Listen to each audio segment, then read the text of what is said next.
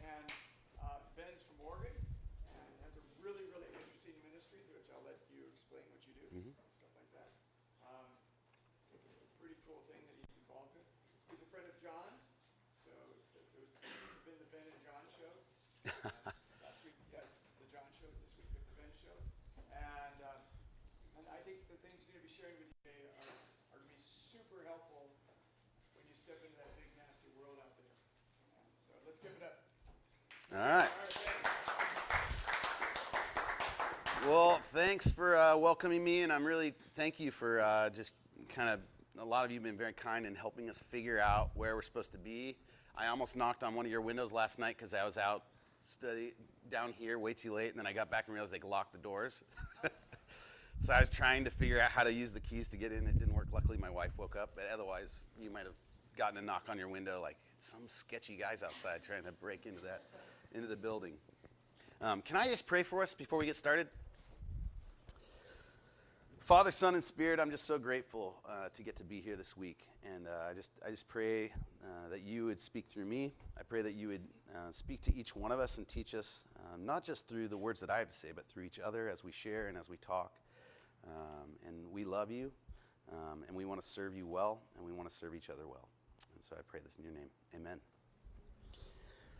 Well, I want to give a little background. Yeah, my name is Ben Thomas. My wife, Dacia, you'll see my wife and kids running around. My wife, Dacia, is here. And then I have a son named Adric and a little girl named Brinley. And they love to interact, even if they seem really shy. They would love to hang out with you. So if you want to reach out to them when they're running around, they'll pretend they're shy till you get to know them, and then they're definitely not shy. I'm originally from Colorado, so I grew up at a Bible school similar to this called Ravencrest. Some of you have heard of maybe Cape and Ray or Torchbear's Bible schools. My grandfather started those schools and grew up kind of in that environment.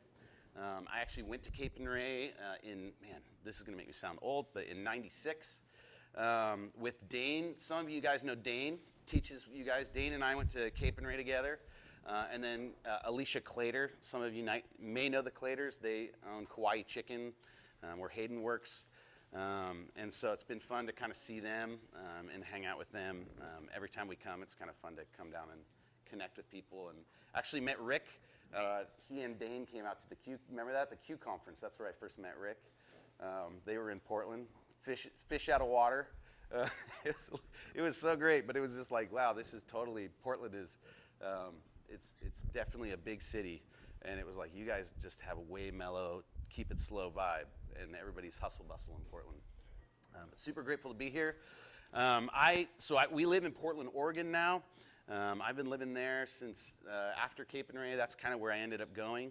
I'm going to share some of my story today, but how I ended up getting there. But I went there to skateboard, but my parents really wanted me to go to Bible college, so I kind of, it's an amazing city for skateboarding, so I went there to skate, ended up at Multnomah Bible College, and ended up staying. I never wanted to live in a big city, which feels like it's not that big of a city now, but at the time it felt way huge, because I was from a tiny little mountain town in Colorado, and have stayed there for a long time, went through college, and kind of trying to figure out what I was going to do. I was kind of doing the skateboard thing, started working in Alaska on a fishing boat to pay for school, and have been doing that ever since too. So I kind of have multiple vocations, but I run a commercial fishing boat up in Alaska every summer.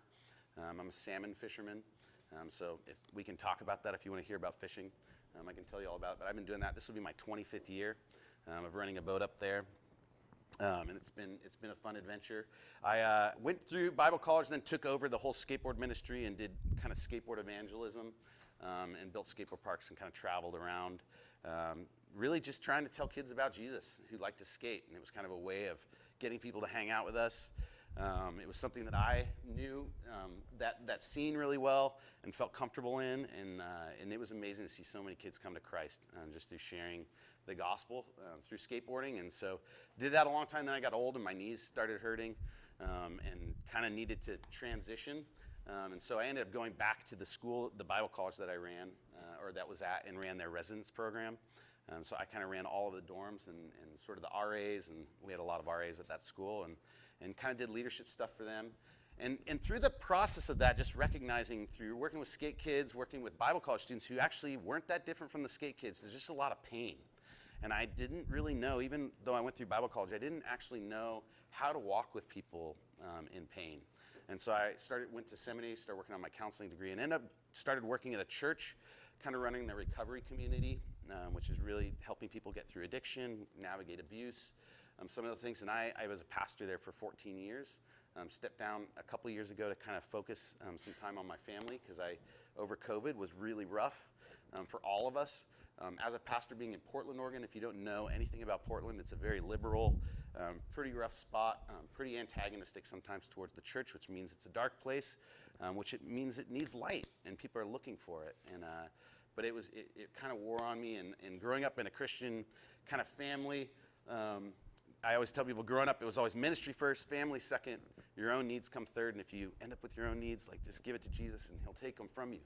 And I've come to find that to be true, but I always swore growing up as a kid, I really want to focus. I really want to be able to make my family my number one ministry. And so as my wife and I talked a couple years ago, it felt like it was time to step away for a season. And so right now I'm kind of running a nonprofit in Portland that really does leadership development and coaching for businesses, kind of coming alongside Christian business owners and helping them with the well-being of their employees. A lot of them want nothing to do with the church, and for these Christian business owners, when they try to get to know them personally, people put up walls. And if you're the owner, people don't want to tell you about their personal lives because they've got a lot going on, and they are afraid it's going to affect their employment. So this is an opportunity as a nonprofit. We come alongside, and if they volunteer, then I can ask them any questions about anything. And so we start talking, and they open up, and then we really start getting into things, which is really amazing. And so I'm grateful to get to do that. I do a lot of work with Bible Project, doing leadership development stuff for all of their teams, kind of doing team development. And so John and I have actually been friends way before Bible Project. Tim Mackey, who also is a part of Bible Project, the three of us actually, we all did the skateboard stuff together in the skateboard ministry. If you met Tim, you'd be like, there's no way that guy skates, but he's a ripper. And John actually, like, now that he's not here, I can rip on him a little. He actually ran the inline skate ministry, but he was a fruit booter, we used to call him. So he kind of tried to skate, but he was more of a rollerblader. I wish I had videos. I'd love to show you guys some old videos of John rollerblading, or they don't call it inline skate, aggressive inline skating. But yeah, I've known him for a long time. We're super close friends. In fact, I was telling Nate, I actually dated Tristan for a while in college, his wife, and our families have been super close friends for a really long time. Yeah, we're good. It's fun. Well, I want to intro our series a little bit. This week, we're going to kind of talk about what it looks like to love God and love others. And really, it's living into the greatest commandment. And I've always loved this. I'll read it. We'll read it together, actually. Actually, let's stand up and read this one together. Oh, I guess I can use my clicker. Can you read that from there? Yeah. All right, Matthew 22. This is going to be weird. Maybe can I read it? If we all try to read it together, are we going to be able to do it together? Should we try it? All right, let's do it. All right, Matthew 22, 34 through 40. Hearing that Jesus had silenced the Sadducees, the Pharisees got together. One of them, an expert in the law, tested him with this question: "Teacher, which is the greatest commandment in the law?" Jesus replied, "Love the Lord your God with all your heart and with all your soul and with all your mind. This is the first and greatest commandment. And the second is like it: love your neighbor as yourself. All the law and the prophets hang on these two commandments." And I love this passage because, you can sit now. I love this passage because as somebody that grew up in a family that taught the Bible a lot, I was always super intimidated. I never felt super smart. And I was like, man, like, I can read. I read the Old Testament. I read the Bible, but reading the law, reading the prophets was always really confusing and super scary to me because I was like, I don't know what this is talking about. I'm having a hard time understanding this. But I was like, when I read this, growing up, I understood, like, all right, if all the law and all the prophets hang on these two commandments, like, I think I can love God, and I think I can love my neighbor. Like, I feel like that's maybe low-hanging fruit. As I've gotten to understand more what that actually means, it's sometimes more difficult than I realized. But I really love this, and so I really want this to be sort of the theme this week. We're going to really look at what does it look like to love God, and really the majority of the week is we're going to kind of talk about what does it look like to love our neighbor. Like, how do we walk with people well in community, and how do we love our neighbor well? And so we're going to spend some time really talking about that. But I want to kind of back up in my own story and just share a little bit of my testimony this morning. I want to kind of share a little bit about how I got to where I am and how God has taught me what he's taught me. So in high school, I've always kind of been dramatic. Like, if you met my brother Dan, he's probably not quite as dramatic as I am, but I've always loved drama. I loved acting. When I was in high school, I got into theater. I loved acting. I liked kind of playing roles. Was always fascinated with storytelling through movies and things like that. And it really started when I was a little kid. I remember from a very, very early age, I remember my mom, we used to have this porcelain cookie jar. It was like a pig, and you take the head off of it, and inside it, she kept Oreo cookies. And I freaking loved Oreo cookies. And so I remember one time, I was probably only like 6, and I had jumped up on the counter. My mom was like somewhere in her room, and I was like, oh, this is my chance. And I jumped up on the counter. I'm just stuffing Oreo cookies in my pockets. You know, I'm going to go hide them in keep my little stash in my room. Put a couple in my mouth, and I'm just about to jump off the counter, and my mom comes into the kitchen. And I'm like, oh, crap. Like, Mom's here. And she says, what are you doing? She could obviously see that I was caught. And I'm like, you know, I've got Oreo in my mouth. And she's like, did you steal some cookies? I'm like, no. As they're like dripping down my chin. And she's like, you need to go up in your room and wait. And that was, you know, back in the day, I get a spanking. And I did not want to get a spanking. And so I remember getting up to my room. I didn't have a stash because she took all the cookies. And I just remember thinking, how can I get away with I don't want to get a spanking. I don't want to get a spanking. And I just remember thinking, it's funny that as a 6-year-old kid, I kind of figured this out. But I'm like, you know what? My mom's kind of emotional. Like, maybe if I can just get her to, like, the bleeding heart thing, maybe she won't give me a spanking. So I literally remember definitely dates me. She was putting a record on our record player. And I remember looking through the balcony down towards, I could see her down there, and I just remember going, Mommy, do you still love me? And of course, what does a mom do? You know, she's like, starts crying, and so she runs upstairs, and she gives me a big hug. She goes, of course I do. And she runs back downstairs, and guess what she comes up with? A plate of cookies. Didn't get a spanking. I got cookies, and I just totally manipulated my mom as a little kid. And it was kind of that moment in my life where I realized, like, if I can become whatever people want me to be, like, I can get whatever I want. And so I started my life at a very early age kind of going like, man, if I can become what people want, if I can present myself like people want me to be, I could probably get whatever I want. Not a good way to start out my life. I kind of started wearing sort of literally acting out in life. I would wear costumes for people to try to get them to, you know, if it was one group of kids, one group of friends, I would be a certain way, youth group, different way. And I just kind of like, I didn't even really know who I was. I was so confused. And of course, growing up in my family heritage, you know, like, people didn't want to know me. You know, they want to know my grandparents. They want to know my parents. They want to know all these. I was never Ben Thomas. And so trying to find out my own identity growing up was really difficult because people were just kind of like, oh, yeah, you're, you know, Major Ian Thomas's grandson, or you're Cliff Barrow's grandson, or you're Chris Thomas's son. Or I'm like, no, I'm Ben. And so I quickly started trying to figure out how can I develop my own identity. And I was always, you know, I literally wearing costumes in the sense that I tried to be the most rebellious looking kid that you could, you know, back in the day, it was all, you know, this is when it was cool to wear chains. So I had triple chain wallet, you know, whatever, bleached hair, or actually I had blue hair. All these things that try to make me stand out and make me unique for my family because I wanted people to know me for me, not just for, oh yeah, you're so-and-so's grandkid or kid. And so I wore a lot of costumes. And I remember reading in the Bible, there was a story that I always resonated with, and it's in Genesis. And we're going to read this. If you guys want to turn, this is too long to read together. So if you want to turn your Bibles to Genesis 27. And I want to talk about the story of Jacob. Now, there's not enough time to read all of this. So let me pull this up.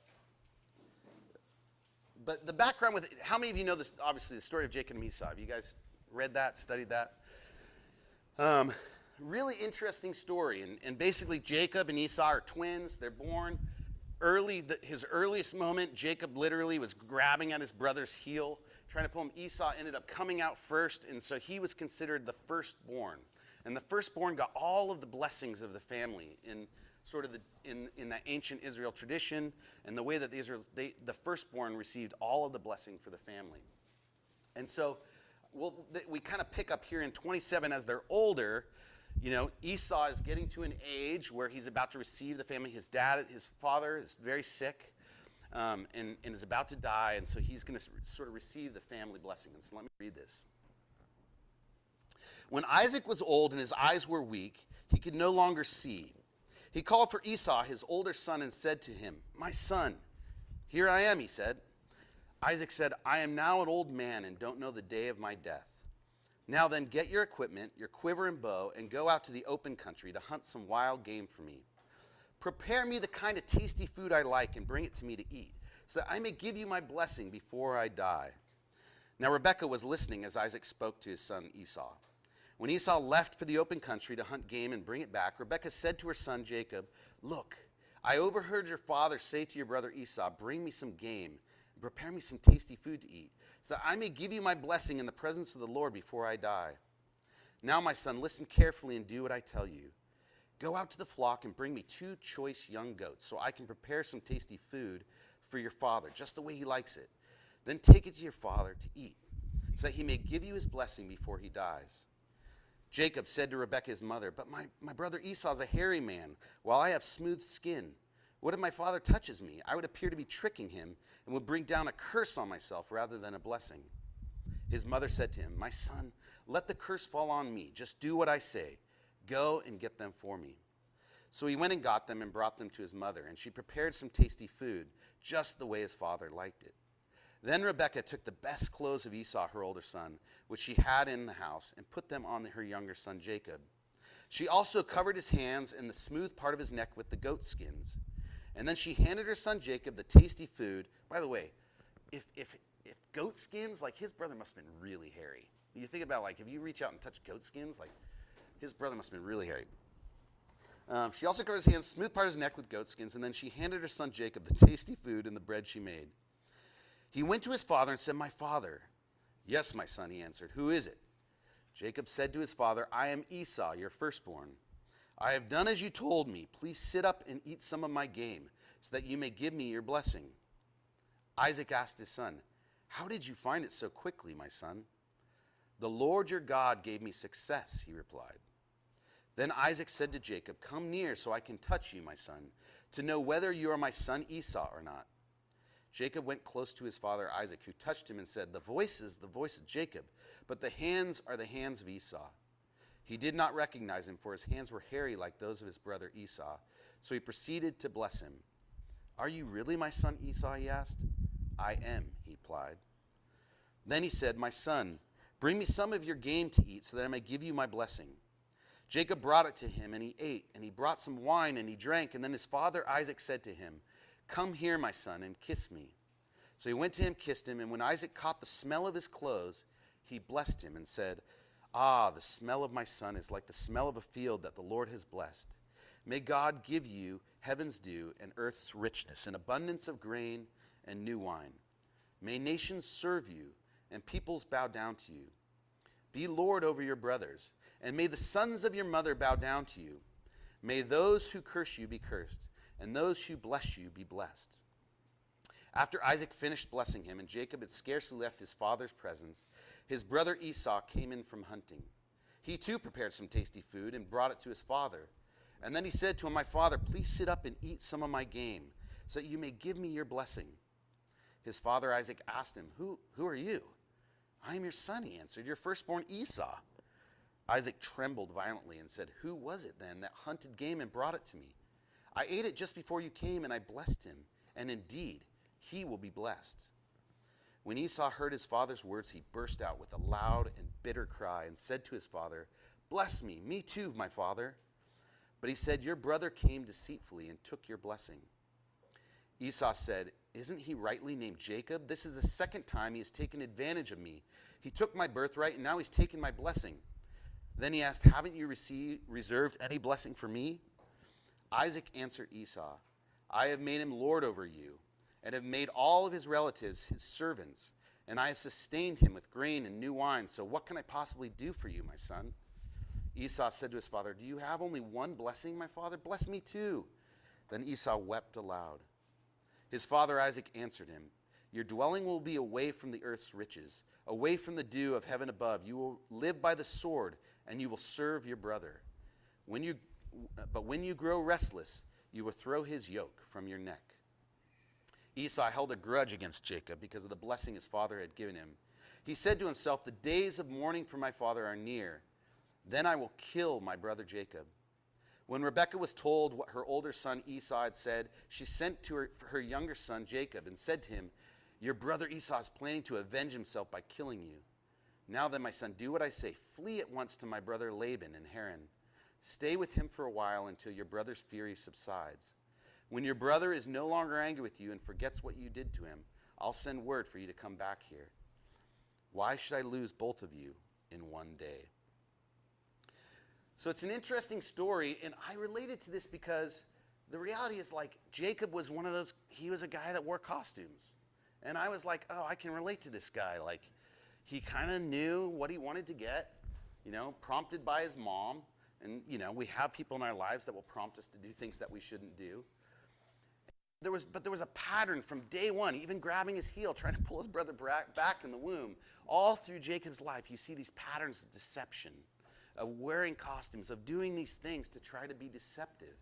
In fact, the name Jacob actually means liar, deceiver, subduer, heel grabber, or deceiver. That's what it means in sort of the Jewish tradition, the way that the word Jacob means. So from the day one, he was named liar and deceiver. And that's exactly how I felt growing up. I knew inside that I was not being congruent with who I was, that I was kind of lying and deceiving people. And as we see in this story, Jacob ran. And honestly, I felt like I wanted to run so many times. In fact, there was a time in high school where I tried to run away. If we have time, I might talk about that. But I just didn't know how to deal with myself. I didn't know how to deal with all these things. See, the reality is that I wanted to run from my sin and lies, and I used costumes and masks to do that. But the reality is that costumes and masks are like secrets. So it's like if we have a mask on our face, we recognize, like, everybody has, we have secrets in our life. For me, I had secrets not only from just the reality that I was not always living congruently with everybody in the way that I lived, but I had abuse from outside of my home that my parents didn't know about, where people hurt me emotionally and physically through intensive bullying at school. And I was hurt, I was in a lot of pain, and I was a scared little boy who had all these secrets and didn't know how to be congruent with who I am. I was really confused. And it's just like, so it was like I had this secret inside. I had this pain. I didn't want to tell my parents about the abuse away from home because I was afraid they'd call the school, and then, then it would get worse for me. So I just kept it, and I pinned it up inside. And it was like these secrets. Every time we have a secret, it's like we have a mask on, because we know that people, if they see the pain, then they're going to ask us about it. So you kind of put on a good face. You try to seem like you're okay, like I did. And I had this mask. But anytime we're wearing a mask and we know that we're not being true to the people around us, we have to find something to anesthetize the pain of wearing that mask. And for me, that came in all sorts of ways of trying to numb the pain, which was through drugs, alcohol. I was violent and abusive to both of my brothers physically growing up because I just didn't know how to deal with that. I didn't know how to navigate it. And when we have those things that we're using to kind of anesthetize the pain of wearing a mask and being incongruent to the people around us, then shame is sort of the glue that holds the mask on. And I had so much shame in my life around the way that I was living, that I would be with my parents and I'd be up hanging out with, I grew up in a place like this where there's college students, and I'd hang out with the students. I'd pretend like I was this good Christian kid. I'd be at youth group, and I'd pretend and then when I was away from that, I totally was living a separate life. sneaking around, sneaking out at night, going and partying, doing all sorts of things. And I was just so lost. I was so confused about where I was. And it comes a point in life where sort of things change. And I remember I used to travel sometimes with my family, and my dad, would preach at churches, and so I often would be with him. And he used to read this story often as an illustration. And I remember I would sit in the pew and I would listen to him read the story. I'm going to read it here in a second. And I was like, man, that is me. And I don't know how to get past it. So let me read this. I won't read it. My dad is English and he has an English accent, but I won't try to do it in an English accent. So let me read this for you. In the early dry dark of an October Saturday evening, the neighborhood children are playing a game of hide and seek. How long since I played hide and seek? 30 years or maybe more. And I remember how I could become a part of the game in a moment if invited. Adults don't play hide and seek. Not for fun anyways, too bad. Did you ever have a kid in your neighborhood who always hid so good that nobody could find him? We did, and after a while we would give up on him and go off, leaving him to rot wherever he was. And sooner or later he would show up, all mad because we didn't keep looking for him. And we would get mad back because he wasn't playing the game the way that it was supposed to be played. There's hiding and there's finding, we'd say. And he'd say it was hide and seek, not hide and give up. And we'd all yell about who made the rules and who cared about who anyway. And how we wouldn't play with him anymore if he didn't get it straight. And who needed him anyhow, and things like that. Hide and seek and yell, no matter what. Then the next time we would hide too good again. And he's probably still hidden somewhere for all I know. As I write this, the neighborhood game goes on. And there's a kid under a pile of leaves in the yard just under my window. He's been there for a long time now. And everybody else is found and they're about to give up on him over at the base. I considered going out to the base and telling him where he was hiding. And I thought about setting the leaves on fire to drive him out. But finally, I just yelled, "Get found, kid!" out of the window. And scared him so bad that he probably wet his pants and started crying and ran home to tell his mother. It's really hard to know how to be helpful sometimes. A man I know found out last year that he had terminal cancer. He was a doctor and knew about dying, and he didn't want to make his family and friends suffer through that with him. So he kept his secret, and he died.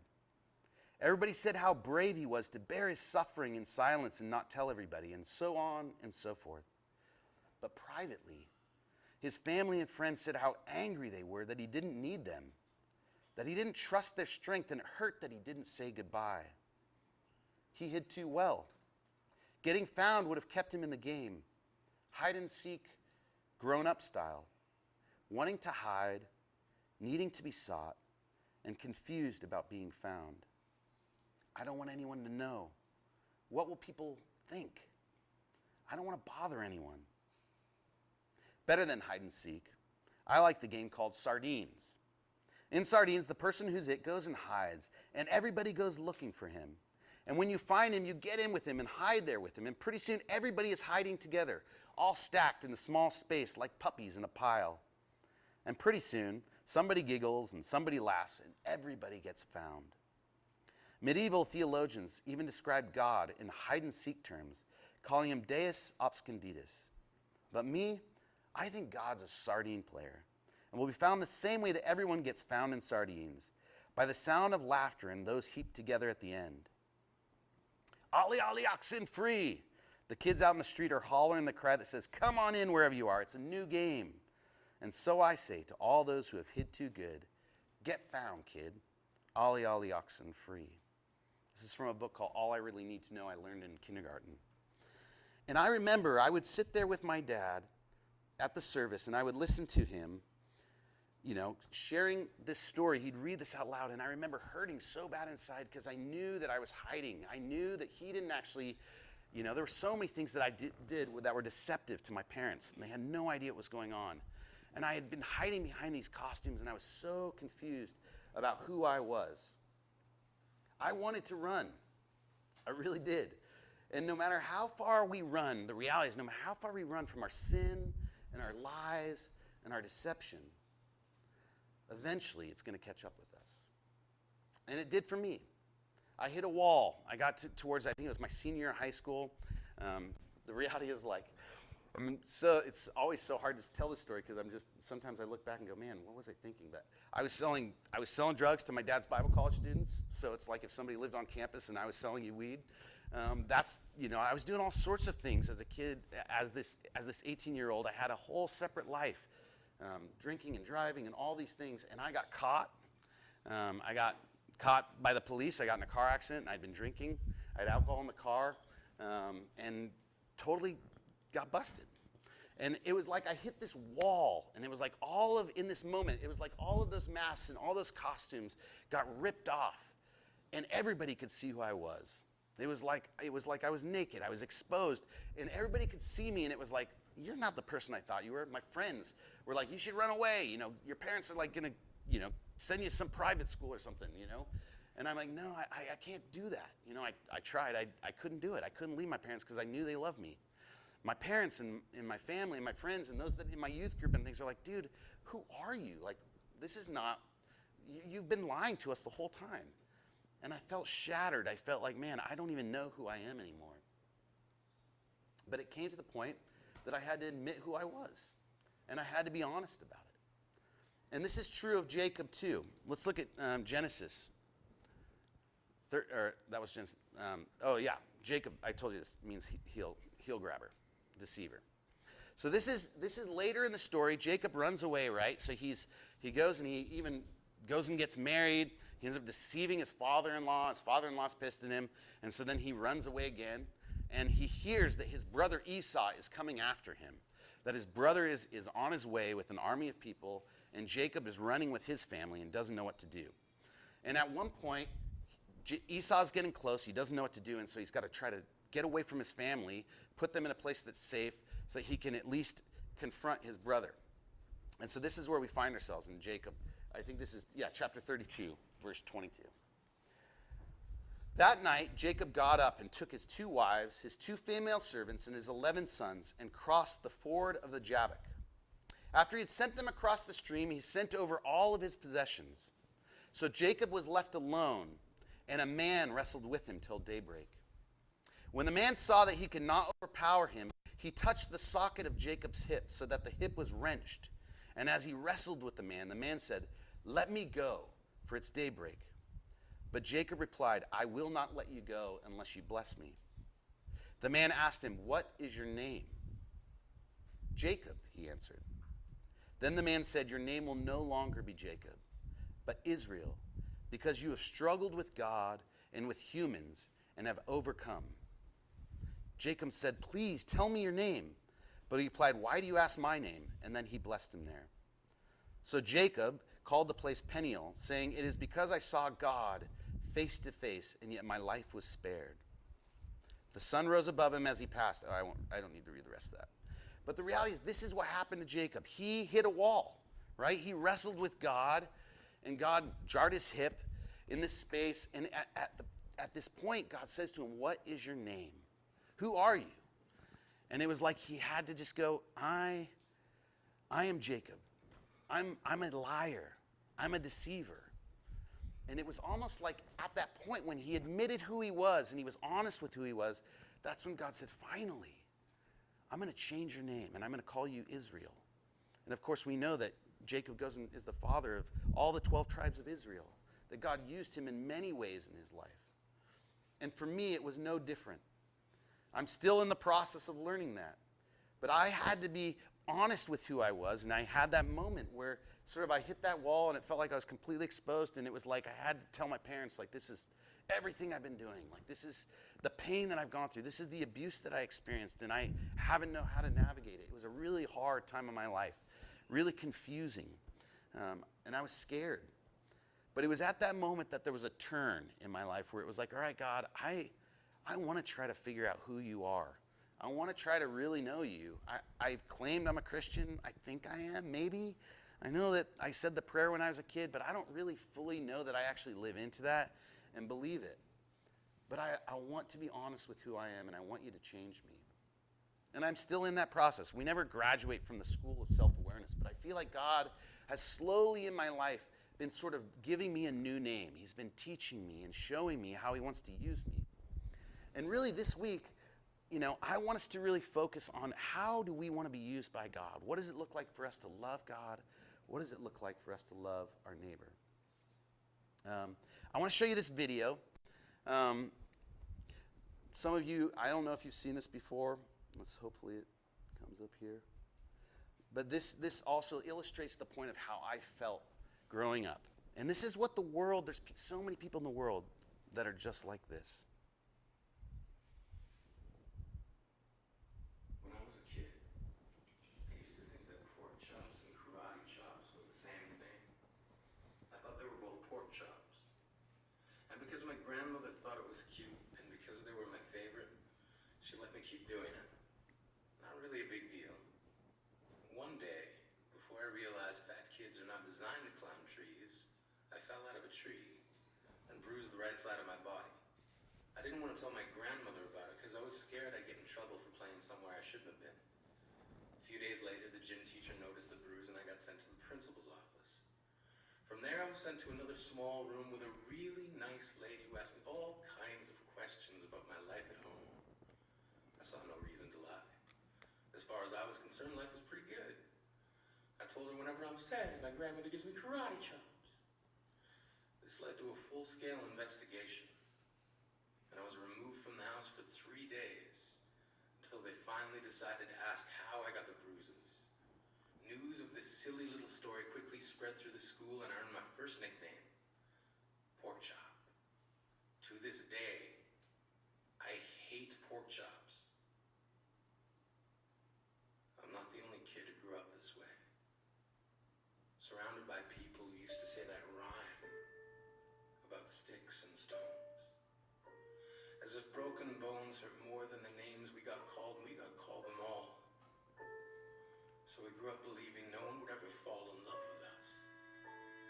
That we'd be lonely forever. That we'd never meet someone to make us feel like the sun was something they built for us in their tool shed. So broken heartstrings bled the blues as we tried to empty ourselves so we would feel nothing. Don't tell me that hurts less than a broken bone. That an ingrown life is something surgeons can cut away. That there's no way for it to metastasize, it does. She was 8 years old. Our first day of grade 3 when she got called ugly. We both got moved to the back of the class so we would stop getting bombarded by spitballs. But the school halls were a battleground. We found ourselves outnumbered day after wretched day. We used to stay inside for recess because outside was worse. Outside we'd have to rehearse running away or learn to stay still like statues, giving no clues that we were there in grade 5. They taped a sign to the front of her desk that read, "Beware of the dog." To this day, despite a loving husband, she doesn't think she's beautiful because of a birthmark that takes up a little less than half her face. Kids used to say she looks like a wrong answer that someone tried to erase but couldn't quite get the job done. And they'll never understand that she's raising 2 kids whose definition of beauty begins with the word mom. Because they see her heart before they see her skin. Because she's always been amazing. He was a broken branch grafted onto a different family tree. Adopted. Not because his parents opted for a different destiny. He was 3 when it became a mixed drink of 1 part left alone and 2 parts tragedy. Started therapy in 8th grade. Had a personality made up of tests and pills. Lived like the uphills were mountains and the downhills were cliffs. 4/5 suicidal, a tidal wave of antidepressants and an adolescence being called pauper. 1 part because of the pills, 99 parts because of the cruelty. He tried to kill himself in grade 10 when a kid who could still go home to mom and dad had the audacity to tell him, "Get over it." As if depression is something that can be remedied by any of the contents found in a first aid kit. To this day, he has a stick of TNT lit from both ends. Could describe to in detail the way the sky bends in the moments before it's about to fall. And despite an army of friends who all call him an inspiration, he remains a conversation piece between people who can't understand. Sometimes being drug-free has less to do with addiction and more to do with sanity. We weren't the only kids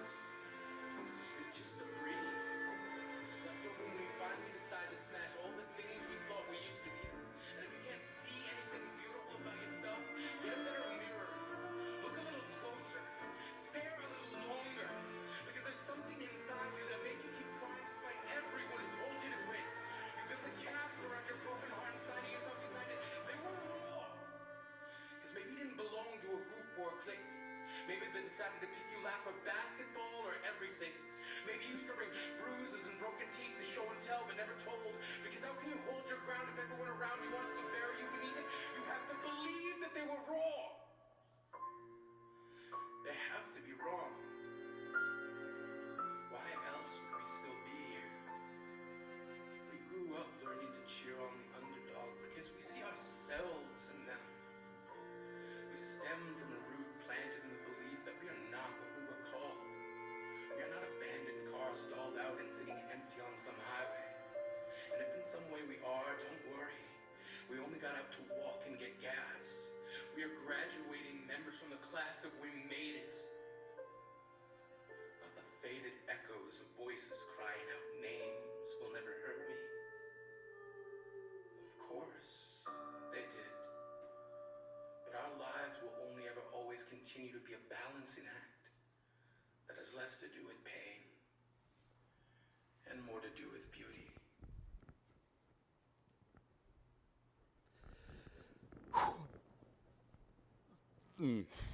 Take a minute. It's the reality of the world we live in. And I don't know if any of you can relate to any of that. But the truth is that we do know where the beauty comes from. Like that life is about beauty, that God created us in his image. And that we are image bearers. But the reality is that so many of us, the common denominator in this world, regardless of whether people believe in God or not, is pain. That there's so many people out there that experience pain and they have no way, they feel alone like I did, and they're wearing costumes. And this week, what I really want to spend a lot of our time talking about is how do we really love God well, and how do we help these people? How do we love our neighbor and help them be able to come out of their hiding places? How do we say, ollie, ollie, oxen free, everybody come back in? That we want to be in community, we want to walk with people, because that's truly how people will come to understand who God is and what life is really all about. The beauty of life is that we were made to be relational, that God created us relational, to live together in community. And we're going to talk more about that in the next class. But I would ask you as we start this week, I just want you to do some self-reflection, like what names have you allowed people to name you? Like we all have those things, that insecurities and those things that people name us. And I know I'm not alone in that. I know that we all have those things. And the question is, are we going to allow God to name us? That our identity comes from how he sees us, not how everyone else sees us. And we're going to kind of dig into that this week. And we're going to really dive into how do we love our neighbor well. And so the first kind of, this first day, we're going to kind of set up what does it mean to love God, and then we're really going to focus on some of those ways that we can understand how to, one, lead ourselves well in the space that we can really lead other people well and to love them well, because that's God's greatest commandment for us, is to do that. All right, take a break, and then we'll start the next session.